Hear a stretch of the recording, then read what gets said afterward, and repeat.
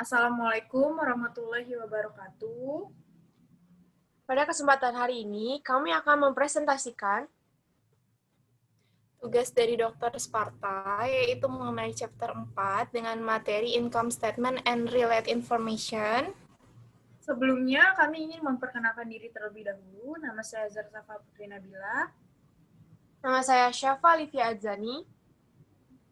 Dan saya Wahyu Trinur Hayati.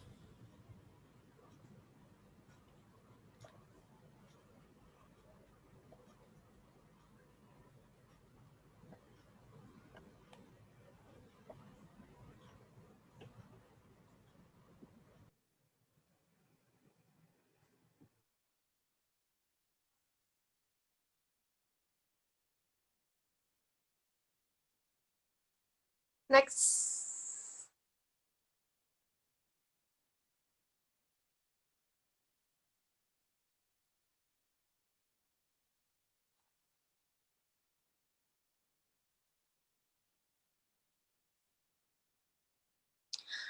Pada kesempatan kali ini, kami semua akan membahas tentang Income Statement and Related Information. Jadi kita hari ini membahas tentang laporan laba rugi dan informasi yang terkait. Sebelumnya kita ada tujuan belajar. Tujuan belajar setelah mempelajari bab ini, Anda diharapkan mampu. Yang pertama, identifikasi penggunaan dan batasan laporan laba rugi. Yang kedua, menjelaskan isi dan format laporan laba rugi. Yang ketiga, diskusikan bagaimana melaporkan berbagai item pendapatan. Yang keempat, menjelaskan pelaporan perubahan akuntansi dan kesalahan. Dan yang terakhir adalah jelaskan ekuitas terkait pernyataan. Next. Nah, di sini ada pratinjau bab 4. Apa-apa aja sih yang kita pelajari di bab 4 ini? Jadi di bab 4 ini kita akan membahas tentang laporan laba rugi dan informasi terkait. Dan di dalamnya terbagi lagi menjadi 5. Yang pertama ada laporan laba rugi. Laporan laba rugi, kita akan membahas tentang kegunaan laporan laba rugi. Yang kedua tentang batasan laporan laba rugi. Yang ketiga tentang kualitas penghasilan. Dan yang kedua ini, kita akan membahas tentang isi dan format laporan laba rugi. Terbagi lagi menjadi 3, yaitu elemen laporan laba rugi. Yang kedua, komponen perantara dari laporan laba rugi. Yang ketiga ada laporan laba rugi ringkas. Kemudian ada melaporkan berbagai item pendapatan. Yang pertama ada laba kotor, yang kedua ada pendapatan dari operasi, yang ketiga tentang pendapatan sebelum pajak pendapatan, yang keempat ada laba bersih, yang kelima ada laba per saham, yang keenam ada operasi yang dihentikan, yang ketujuh ada kepentingan non-pengendali, dan yang terakhir ada ringkasan. Selanjutnya yang keempat ada perubahan kebijakan akuntansi, estimasi, dan koreksi kesalahan. Terbagi lagi menjadi 4. Yang pertama ada perubahan dalam prinsip akuntansi, yang kedua ada perubahan dalam estimasi akuntansi, yang ketiga ada koreksi kesalahan, dan yang terakhir ada ringkasan. Dan di pratinjau bab 4 ini, yang terakhir kita akan membahas tentang pernyataan ekuitas terkait, terbagi lagi menjadi 3, yaitu pernyataan laba ditahan, yang kedua ada pernyataan laba komprehensif, dan yang terakhir ada laporan perubahan ekuitas. Next. Laporan laba rugi. Kegunaannya itu ada 3. Yang pertama ada mengevaluasi kinerja masa lalu. Yang kedua ada memberikan dasar untuk memprediksikan kinerja masa depan. Dan yang terakhir ada membantu menilai risiko atau ketidakpastian pencapaian arus kas masa depan. Bisa kita lihat sendiri di screen ada 3 gambar yang menunjukkan tentang kegunaan dari laporan laba rugi. Next. Selain ada kegunaan, ada juga keterbatasan. Terdapat juga 3. Yang pertama ada perusahaan menghilangkan item yang tidak dapat diukur dengan andal. Yang kedua ada angka pendapatan dipengaruhi oleh metode akuntansi yang digunakan. Dan yang terakhir ada pengukuran pendapatan melibatkan penilaian. Next. Laporan laba rugi. Kualitas laba. Perusahaan memiliki insentif untuk mengelola pendapatan. Yang pertama, untuk memenuhi target penghasilan, atau yang kedua, agar penghasilan terlihat tidak terlalu beresiko. Yang pertama, itu ada pengertian dari manajemen laba. Manajemen laba adalah waktu pendapatan, pengeluaran, keuntungan, dan kerugian yang direncanakan untuk memuluskan pendapatan. Yang kedua, ada pengertian dari kualitas laba. Kualitas laba berkurang jika manajemen laba menghasilkan informasi yang kurang berguna untuk memprediksi laba dan arus kas di masa depan. Jadi, kualitas laba dan manajemen laba itu saling berkaitan. Next. Isi format laporan laba rugi. Elemen laporan laba rugi.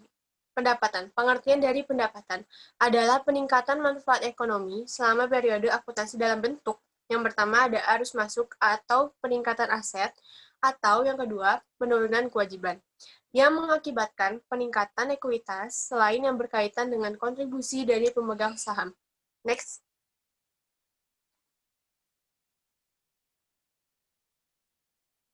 Elemen laporan laba rugi. Pendapatan termasuk pendapatan dan keuntungan. Pendapatan, aktivitas biasa perusahaan. Keuntungan mungkin timbul atau tidak dari aktivitas biasa. Ada akun pendapatan dan akun gain. Akun pendapatan yaitu penjualan, biaya, bunga, dividen, dan menyewa.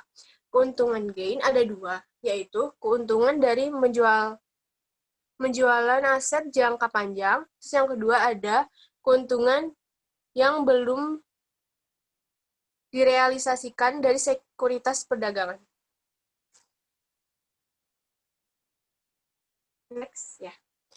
Elemen laporan laba rugi. Beban. Beban merupakan penurunan manfaat ekonomi selama periode akuntansi dalam bentuk. Yang pertama, arus kas atau penipisan aset, atau yang kedua, timbulnya kewajiban, yang mengakibatkan penurunan ekuitas selain yang berkaitan dengan distribusi kepada pemegang saham. Next. Nah, beban termasuk biaya dan kerugian. Beban, aktivitas biasa perusahaan, dan kerugian mungkin timbul atau mungkin tidak timbul dari aktivitas biasa. Jadi, kalau expense itu bisa diartikan biaya atau beban. Akun beban dan akun kerugian atau loss. Akun beban terdiri dari harga pokok penjualan, depresiasi, bunga, sewa, gaji dan upah, dan pajak.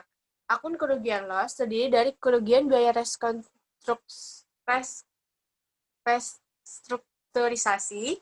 Yang kedua, kerugian penjualan aset jangka panjang. Yang ketiga, kerugian yang belum direalisasikan atau sekuritas perdagangan. Next.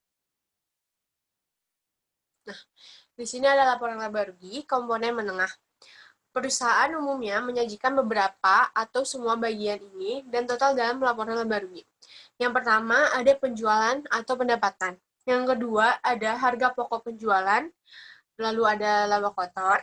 Yang ketiga ada biaya-biaya untuk penjualan. Yang keempat ada beban administrasi atau umum. Yang kelima ada pendapatan atau beban lain-lain. Lalu ada pendapatan dari operasi. Yang keenam ada biaya pembiayaan. Selanjutnya ada pendapatan sebelum pajak pendapatan. Yang ketujuh ada pajak penghasilan. Lalu ada pendapatan dari operasi berkelanjutan. Yang kedelapan adalah operasi yang dihentikan. Lalu ada laba bersih. Yang kesembilan ada kepentingan non-pengendali. Dan yang terakhir adalah laba per saham. Next. Format laporan laba rugi termasuk semua item utama dalam daftar sebelumnya, kecuali untuk operasi yang dihentikan. Nah, di sini ada income statement yang terdiri dari hal-hal yang sebelumnya saya sebutkan. Next. Laporan laba rugi ringkas lebih mewakili tipe yang ditemukan dalam praktik.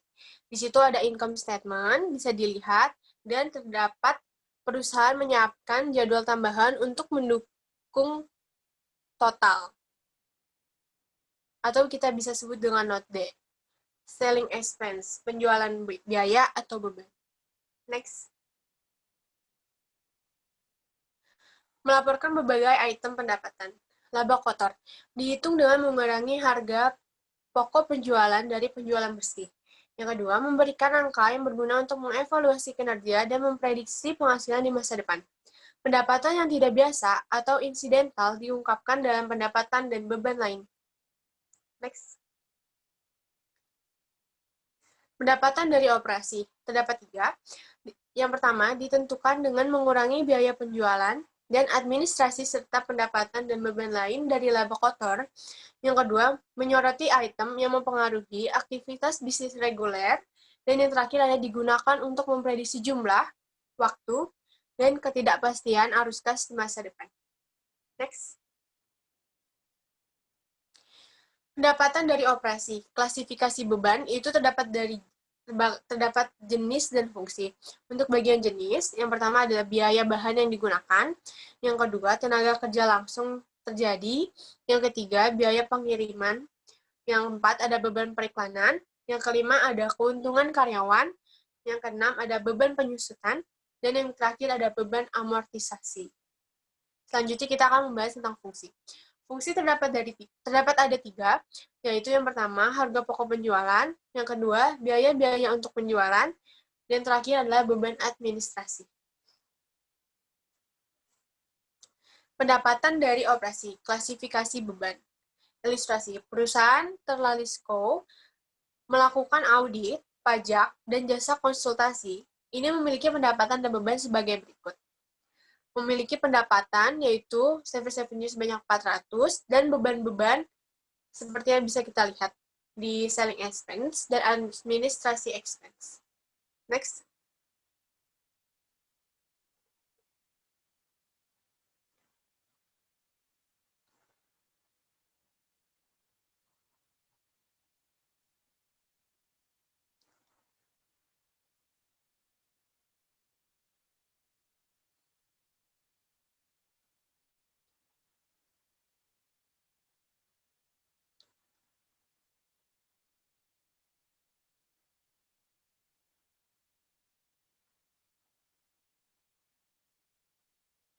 Next.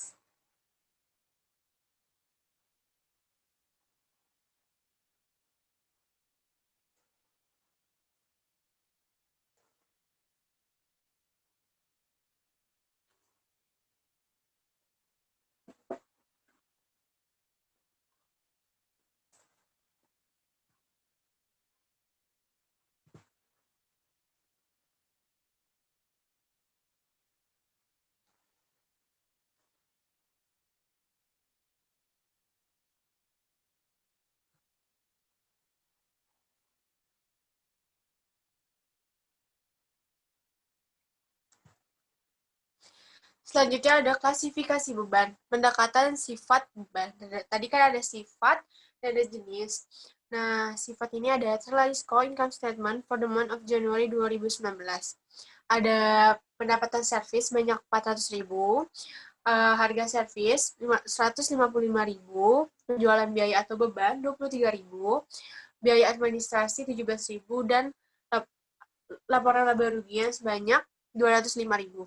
Metode fungsi beban umumnya digunakan dalam praktik, meskipun banyak perusahaan percaya bahwa kedua pendekatan tersebut bermanfaat. Next. Nah, yang ini pendekatan jenis beban. Terlalis income statement for the month Januari 2019. Misalnya kita lihat, untuk jenis beban itu lebih banyak daripada sifat beban. Next. Pendapatan dari operasi, keuntungan dan kerugian, gain or loss. Di sini di sebelah kiri ada jumlah perusahaan dari 0 sampai 500, terus ada biaya restrukturisasi sebanyak 202, dan penghapusan keuntungan atau kerugian pada penjualan aset sebanyak 289. Next. Pendapatan dari operasi, keuntungan dan kerugian, gain or loss. IASB, International Accounting Standard Board, atau Badan Standar Akuntansi Internasional, mengambil posisi bahwa keduanya. 1. Pendapatan dan beban. 2. Pendapatan dan beban lainnya harus dilaporkan sebagai bagian dari pendapatan dari operasi. Nah, di bawahnya ada notes. Perusahaan dapat memberikan item baris, judul, dan subtotal tambahan jika penyajian tersebut relevan dengan pemahaman tentang kinerja keuangan entitas. Next.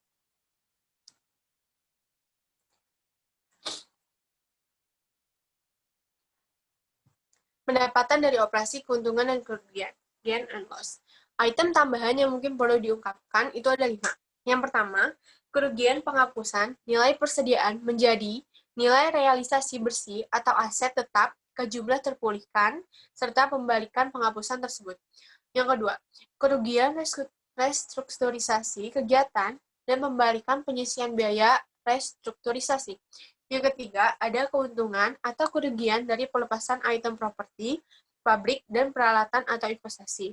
Yang keempat, ada penyelesaian litigasi, dan yang terakhir ada pembalikan kewajiban lainnya. Next. Selanjutnya akan dijelaskan oleh Azhar Safa Nabila.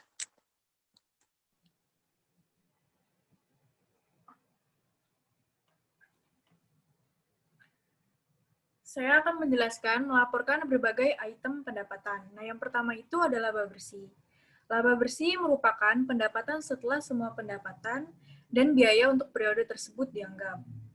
Laba bersih atau net income dihitung sebagai penjualan dikurangi harga pokok penjualan, biaya umum dan administrasi, biaya operasi, penyusutan, bunga, pajak, dan biaya lainnya.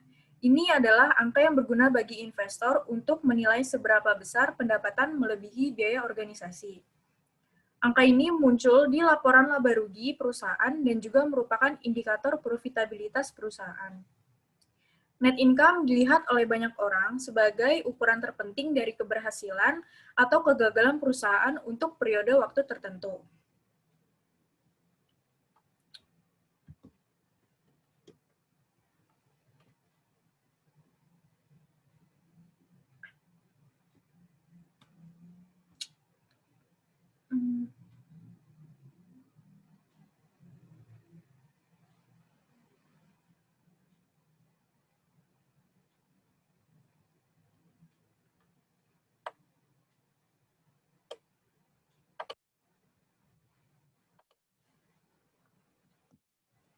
Selanjutnya ada penghasilan per saham atau earning per share.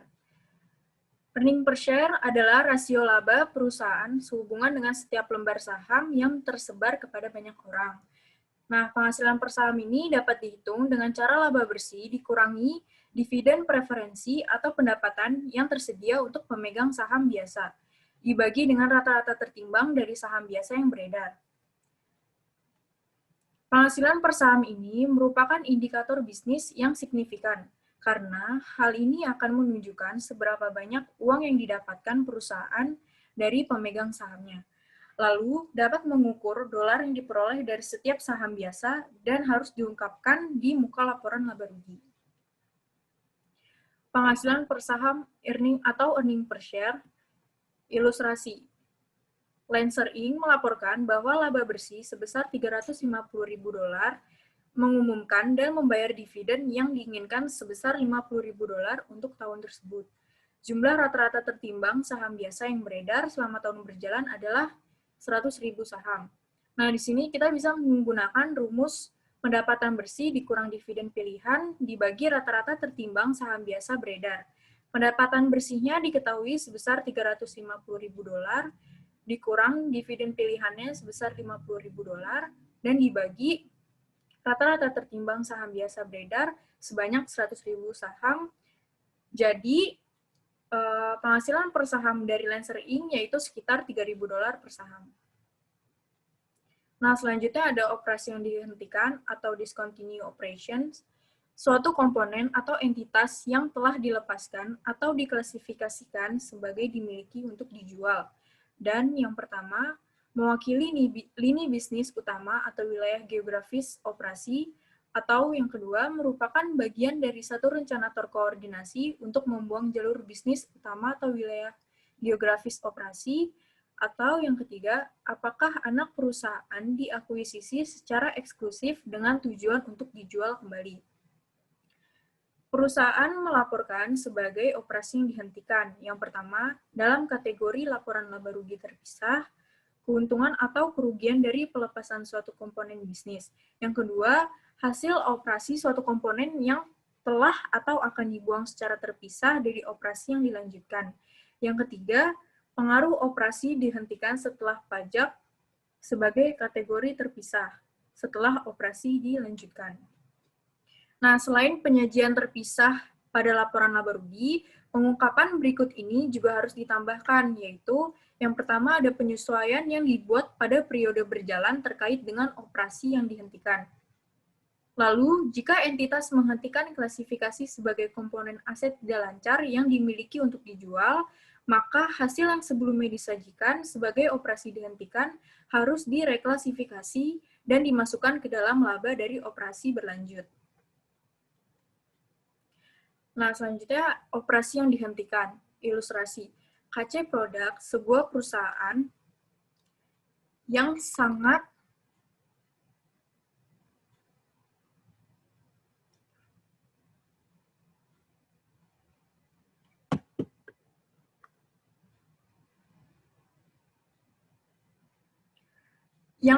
terdiversifikasi memutuskan untuk menghentikan divisi elektroniknya.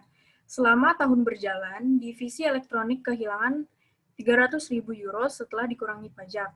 KC menjual divisi tersebut pada akhir tahun dengan kerugian 500.000 dolar setelah dikurangi pajak. Nah, pendapatan dari operasi berkelanjutan diketahui sebesar 20 juta euro. Operasi yang dihentikan itu ada dua. Yang pertama ada kerugian dari operasi setelah pajak sebesar 300.000 euro, dan yang kedua, kerugian saat pembuangan setelah dikurangi pajak sebesar 500.000 euro. Kerugian total pada operasi yang dihentikan menjadi 800.000 euro. Lalu net income-nya sebesar 19.200.000 didapat dari 20 juta dikurang 800.000. Operasi yang dihentikan. Perusahaan yang melaporkan operasi yang dihentikan harus melaporkan jumlah per saham untuk item baris baik di muka laporan laba rugi atau di catatan atas laporan keuangan. Nah, berikut di samping ini ada contoh dari income statement dari perusahaan Poquito Industries. Nah, selanjutnya ada penghasilan per saham. Untuk mendapatkan penghasilan per saham atau earning per share, kita harus membagi dengan rata-rata tertimbang saham yang beredar. Nah, berikut juga ada contoh dari income statement perusahaan Poquito Industries SA. Selanjutnya ada melaporkan berbagai item pendapatan, yaitu alokasi pajak intraperiod. Alokasi pajak intraperiod adalah proses alokasi pajak penghasilan dalam suatu periode akuntansi karena adanya perbedaan tarif pajak yang dikenakan terhadap tiap-tiap komponen laba atau pendapatan. Misalnya, tarif pajak untuk laba sebelum pos luar biasa berbeda dengan tarif pajak untuk laba atau rugi luar biasa. Dalam laporan laba rugi, pajak penghasilan dialokasikan untuk yang pertama, pendapatan dari operasi yang dilanjutkan, dan yang kedua, operasi yang dihentikan. Nah, di sini kita bisa melihat lebih rinci pada perhitungan alokasi pajak intraperiod untuk keuntungan yang dihentikan. Ilustrasinya itu, Schindler memiliki pendapatan sebelum pajak penghasilan sebesar 250.000 euro. Ini memiliki keuntungan sebesar 100.000 dari operasi yang dihentikan dengan asumsi tarif pajak penghasilan 30%. Schindler menyajikan informasi berikut pada laporan laba rugi. Nah, di sini pendapatan sebelum pajak penghasilan itu sebesar 250.000 euro. Pajak penghasilannya sebesar 75.000 euro didapat dari 250.000 dikali 30%. Lalu pendapatan dari operasi berkelanjutan sebesar 175.000 didapat dari 250.000 dikurang 75.000. Lalu ada keuntungan yang dihentikan sebesar 100.000 dikurang pajak penghasilan yang berlaku sebesar 30.000. Dan hasilnya itu 70.000. Sehingga didapat net income sebesar 245.000. Yang selanjutnya ada ilustrasi dari kerugian yang dihentikan. Schindler memiliki pendapatan sebesar pajak penghasilan 250.000. Ia mengalami kerugian 100.000 dari operasi yang dihentikan dengan asumsi tarif pajak penghasilan 30%. Nah, di sini sebenarnya sama kayak slide yang sebelumnya, cuma bedanya kalau di sini ngebahas tentang kerugian. dan net income-nya itu dikurang, bukan dijumlah. Operasi yang dihentikan, perusahaan juga dapat melaporkan pengaruh pajak dari item yang dihentikan melalui pengungkapan catatan. Kita bisa lihat dari gambar di bawah ini.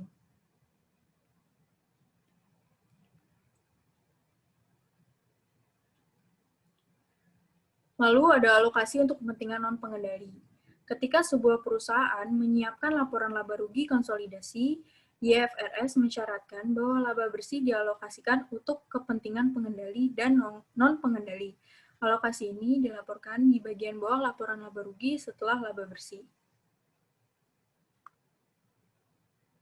Nah, dari gambar yang di bawah ini, jumlah ini disajikan sebagai alokasi laba bersih atau rugi bersih, bukan sebagai pos pendapatan atau beban. Nah, selanjutnya disajikan beberapa informasi keuangan yang berkaitan dengan Volley Group. Ada pendapatan sebesar 800.000, pendapatan dari operasi berkelanjutan sebesar 100.000, lalu pendapatan komprehensif sebesar 120.000, batas pemasukan sebesar 90.000, pendapatan dari operasi sebesar 220.000, beban penjualan dan administrasi sebesar 500.000, pendapatan sebelum pajak pendapatan sebesar 200.000. Nah, ini merupakan bagian dari pendapatan, beban, dan lain-lain. Nah, kalau yang kedua itu,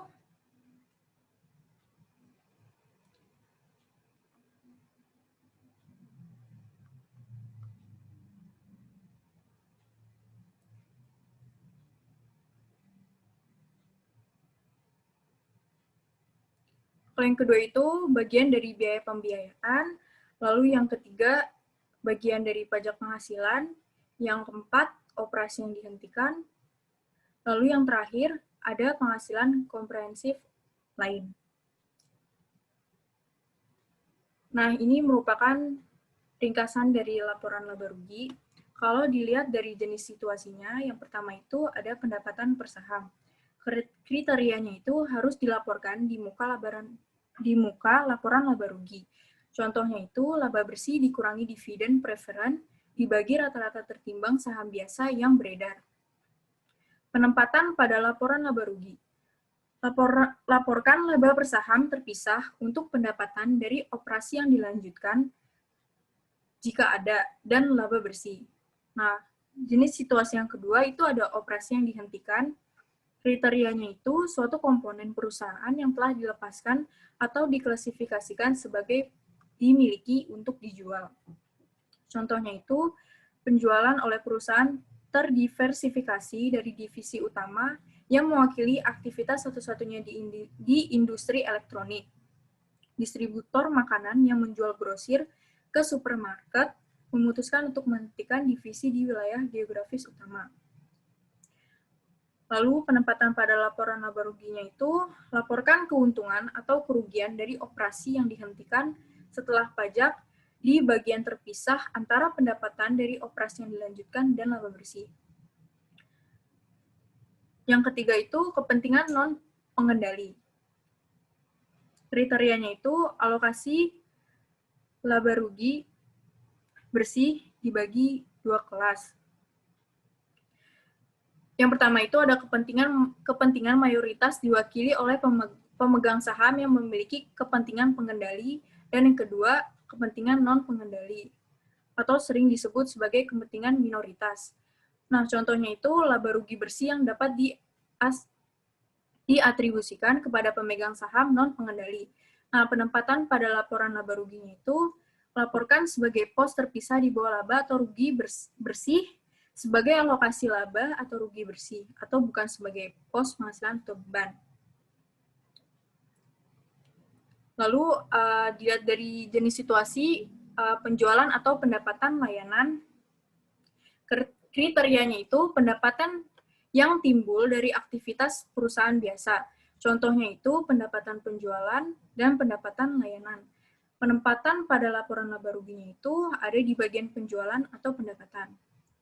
Lalu Ada harga pokok penjualan, kriterianya itu beban yang timbul dari harga pokok penjualan atau layanan yang diberikan.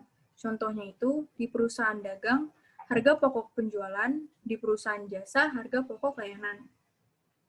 Nah, penempatan pada laporan laba ruginya itu kurangi dari penjualan atau pendapatan layanan. Lalu ada penjualan dan biaya administrasi, kriterianya itu biaya yang timbul dari kegiatan perusahaan biasa. Contohnya itu gaji penjualan, ongkos kirim, sewa, depresiasi, dan utilitas. Penempatan pada laporan laba ruginya itu dikurangkan dari laba kotor jika pendekatan fungsi biaya digunakan. Biaya penyusutan dan amortisasi dan biaya tenaga kerja harus diungkapkan. Lalu ada pendapatan dan beban lainnya. Kriterianya itu keuntungan dan kerugian serta pendapatan dan beban tambahan lainnya.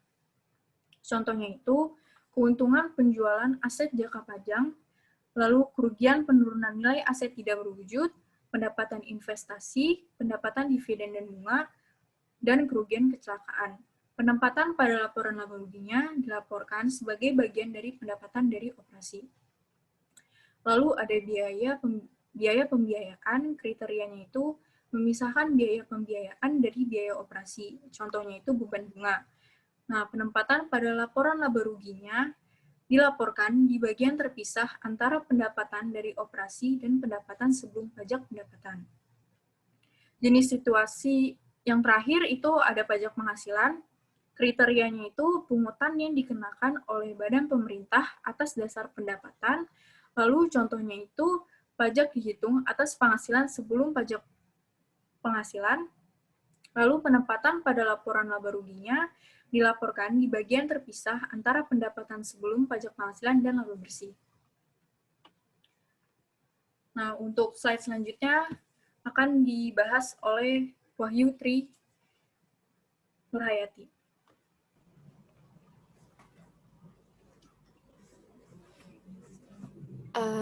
Saya akan membahas tentang perubahan dan kesalahan dalam akuntansi atau accounting change and error.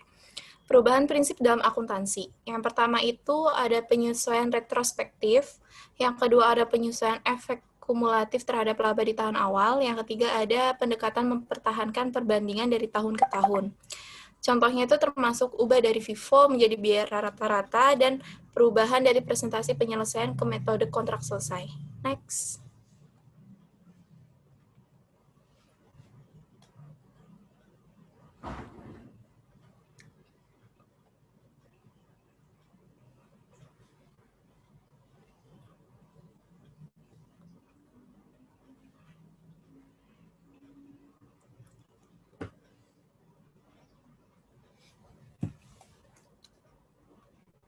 Next. Perubahan dan kesalahan dalam akuntansi. Perubahan prinsip akuntansi itu ada ilustrasi oleh Gilbert Inge memutuskan pada Maret 2019 untuk mengubah dari FIFO menjadi harga persediaan rata-rata tertimbang. Penghasilan Gilbert sebelum pajak menggunakan metode rata-rata tertimbang baru pada tahun 2019 adalah $30.000. Nah, pertama kita lihat di illustration yang 4.17 itu ada di tahun 2017 dengan FIFO $40.000, weight average metode-nya itu $35.000, sama excess of FIFO over weight average metode-nya itu $5.000. 2018 FIFO $30.000, weight average metode-nya $27.000, dan FIFO-nya itu $3.000. Nah, totalnya berarti FIFO 2017 dan 2018 itu ditambahi menjadi 8.000. Baru kita masuk ke illustration yang 4.18 tentang income before income tax. Itu 2019 itu $30.000, 2018 $27.000, 2017 $35.000. Income tax-nya itu diambil dari based on 30%. Jadi ambil 30% dari income before income tax. Yang 2019 ya dapat 9.000, 2018 dapat 8.100, 2017 dapat 10.500. Jadi net income hasilnya itu income before income tax ditambah income tax-nya. Jadi pada tahun 2019 itu $21.000, tahun 2018 itu $18.900, dan 2017 itu $24.500. Next.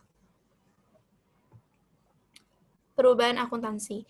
Perubahan estimasi akuntansi itu diperhitungkan dalam periode perubahan atau periode dan periode mendatang jika perubahan mempengaruhi keduanya, tidak ditangani secara retrospektif dan tidak dianggap kesalahan. Contohnya itu termasuk umur manfaat dan nilai sisa dari aset yang dapat didepresiasi, piutang tak tertagih, dan keusangan inventaris. Next. Ini ada ilustrasinya tentang perubahan estimasi akuntansi, yaitu tentang perubahan perkiraan. Arca DHS membeli peralatan seharga $510.000 yang diperkirakan memiliki masa manfaat itu 10 tahun dengan nilai sisa $10.000 pada akhir waktu tersebut. Penyusutan telah dicatat selama 7 tahun dengan metode garis lurus.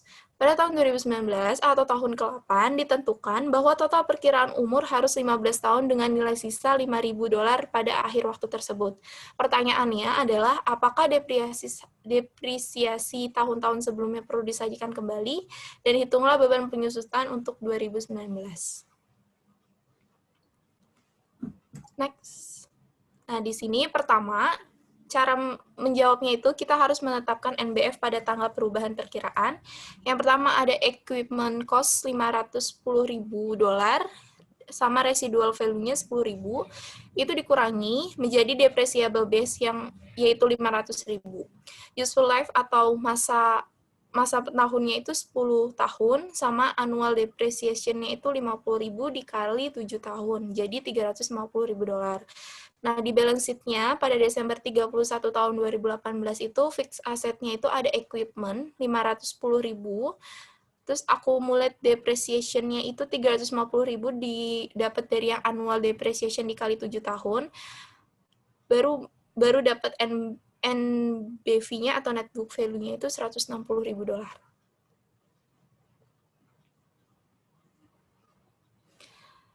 Nah, di sini ada journal entry-nya sama depreciation expense calculation for 2019-nya. Itu ada net book value $160.000, residual value yang baru itu 5.000, depreciable base-nya berarti 160.000 dikurang 5.000, 155.000 dengan useful life remaining-nya itu 8 tahun, dibagi menjadi annual depreciation-nya sebanyak $19.375. Nah, journal entry-nya itu ada depreciation expense di debit 19.375 pada accumulate depreciation di kredit 19.375. Next. Selanjutnya kita membahas tentang accounting errors atau kesalahan dalam akuntansi. Kesalahan koreksi itu ada hasil dari kesalahan matematika. Kesalahan dalam penerapan prinsip akuntansi, pengawasan atau penyalahgunaan fakta, koreksi diperlakukan sebelum penyesuaian periode sebelumnya, sama penyesuaian saldo awal laba ditahan.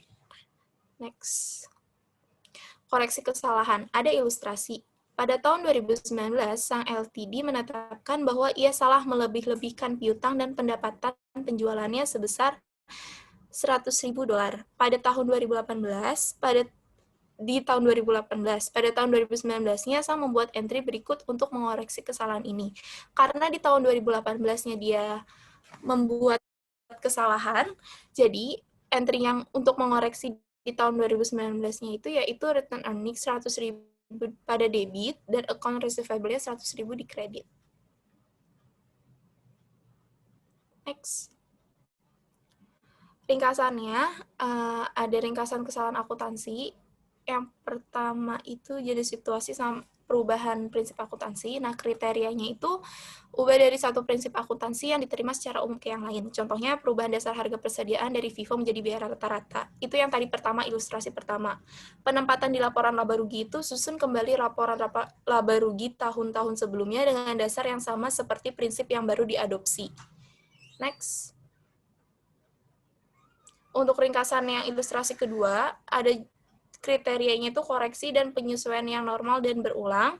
Contohnya perubahan realisasi piutang dari persediaan, perubahan estimasi umur peralatan, aset tidak berwujud, perubahan estimasi kewajiban untuk biaya garansi, pajak pendapatan, dan pembayaran gaji. Penempatan di laporan laba ruginya itu tampilkan perubahan hanya di akun yang terpengaruh atau tidak ditampilkan setelah pajak dan ungkapkan sifat perubahan. Next. Kriteria yang ketiga itu ada kesalahan penyalahgunaan fakta, kesalahan dalam melaporkan pendapatan dari biaya. Contohnya itu ada kesalahan dalam melaporkan pendapatan dan biaya, penempatan di laporan laba ruginya itu menyatakan kembali laporan laba rugi tahun sebelumnya untuk mengoreksi kesalahan di tahun berikutnya. Selanjutnya membahas tentang pernyataan ekuitas terkait atau return earning statement. Increase-nya di sini ada laba bersih, perubahan prinsip akuntansi, penyesuaian periode sebelumnya. Decrease-nya itu ada kerugian bersih, dividen, perubahan prinsip akuntansi, dan penyesuaian periode sebelumnya. Next. Ini adalah ada contoh lagi ilustrasi untuk laporan laba ditahan. Sebelum menerbitkan laporan untuk tahun yang berakhir pada tanggal 31 Desember 2019, Anda menemukan kesalahan 50.000 setelah pajak yang menyebabkan persediaan tahun 2018 dilebih-lebihkan, menyebabkan COGS menjadi lebih rendah sehingga laba bersih menjadi lebih tinggi di tahun 2018. Apakah penemuan ini akan bertambah pada laporan laba ditahan tahun 2019? Ini oleh Choi Ltd, Statement of Return Earning for the year end Desember 31 2019. Jadi pertama ada balance Januari 1.050.000, net income-nya 360.000 sama dividennya 300.000. Dan balance-nya pada Desember 31 itu 1.110.000. Next, cara penyelesaiannya itu menambahkan prior period adjustment atau error correction. Jadi mengoreksi kesalahan yang tadi salah itu ditaruh di bawah balance Januari 1 untuk mengurangi. Jadi caranya itu balance Januari 1, 1.050.000 dikurangi prior period adjustment error correction 50.000 menjadi balance Januari 1 yang restate 1 juta, baru ditambah net income-nya 360.000, baru dikurangi dividen 300.000 menjadi balance Desember 31 2019 yaitu 1.060.000. Jadi berubah. Next. Ada pernyataan ekuitas terkait. Yang pertama ada pendapatan komprehensif. Semua perubahan ekuitas selama suatu periode kecuali yang dihasilkan dari investasi oleh pemilik dan distribusi kepada pemilik. Termasuk, pertama, semua pendapatan dan keuntungan, beban dan kerugian dilaporkan dalam laba bersih. Dan kedua, semua keuntungan dan kerugian yang melewati laba bersih tetapi mempengaruhi ekuitas. Next. Ini ada pendapatan komprehensif, net income-nya seperti ini. Tabel net income-nya itu ada income statement in thousand, itu ada sales, operating expense, income from operation, sama other revenue atau expense, baru hasil total net income di bawah. Nah, penghasilan komprehensif lain itu mempengaruhi keuntungan dan kerugian yang belum direalisasi pada sekuritas ekuitas non-perdagangan. Yang kedua, ada keuntungan dan kerugian translasi pada mata uang asing. Yang ketiga, baru ditambah yang lainnya. Dan terakhir, dilaporkan dalam ekuitas. Next. Pendapatan komprehensif, perusahaan harus menampilkan komponen pendapatan komprehensif lain dengan salah satu dari dua cara berikut. Jadi ada dua cara untuk melaporkan pendapatan komprehensif dari perusahaan. Yang pertama itu pernyataan kontinu tunggal atau pendekatan satu pernyataan. Dan yang kedua adalah dua laporan laba rugi bersih yang terpisah, tetapi berturut-turut dan penghasilan komprehensif lain atau pendekatan dua pernyataan. Next. Yang pertama, contoh pendekatan satu pernyataan itu seperti ini. Pada ilustrasi 4.21 ada GIL SPA, Statement of Comprehensive Income for the year end Desember 31,2019. Kalau pendekatan satu pernyataan itu, yang diambil adalah keuntungan tidak memerlukan pembuatan laporan keuangan baru, sama ada kerugiannya itu laba bersih terkubur sebagai subtotal pada laporan. Next. Nah, ini adalah cara pendekatan dua pernyataan. Ada dua statement formatnya. Yang pertama income statement, baru yang kedua comprehensive income statement. Seperti yang ada di tampilan. GIL SPA juga. Next. Ada relate equity statement atau pernyataan ekuitas terkait. Pernyataan perubahan ekuitas diperlukan selain laporan laba rugi komprehensif, umumnya terdiri dari yang pertama ada share capital ordinary, yang kedua ada share premium ordinary, yang ketiga ada laba ditahan, Dan yang keempat, saldo terakumulasi dalam penghasilan komprehensif lain. Next. Dalam pernyataan perubahan ekuitas atau statement of change in equity, dia itu melaporkan perubahan di setiap akun ekuitas dan total ekuitas untuk periode tersebut. Termasuk, yang pertama ada akumulasi pendapatan komprehensif untuk periode tersebut, yang kedua ada kontribusi atau penerbitan saham, dan distribusi atau dividen kepada pemilik, dan yang terakhir ada rekonsiliasi nilai tercatat dalam komponen ekuitas dari awal sampai akhir periode. Next. Ini adalah contoh statement of change in equity. Tabelnya itu seperti ini. Jadi, pada awal ada beginning balance, total, return earning, accumulate other comprehensive income, sama share capital ordinary. Next. Nah, selanjutnya, dari format tampilan yang sebelumnya, terlepas dari format tampilan yang digunakan Vigil, melaporkan akumulasi pendapatan komprehensif lain sebesar 90.000 euro di bagian ekuitas pada laporan posisi keuangannya ditulis sebagai berikut, atau statement of financial position-nya ditulis sebagai berikut. Ada equity, share capital ordinary-nya 300.000 euro, return earning-nya 150.000 euro, dan accumulate other comprehensive income-nya itu 90.000. Jadi total equity-nya itu adalah 540.000. The end.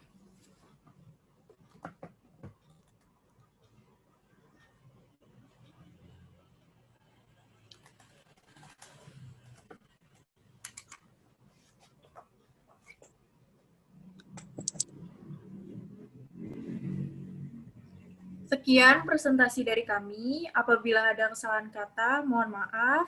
Wassalamualaikum warahmatullahi wabarakatuh.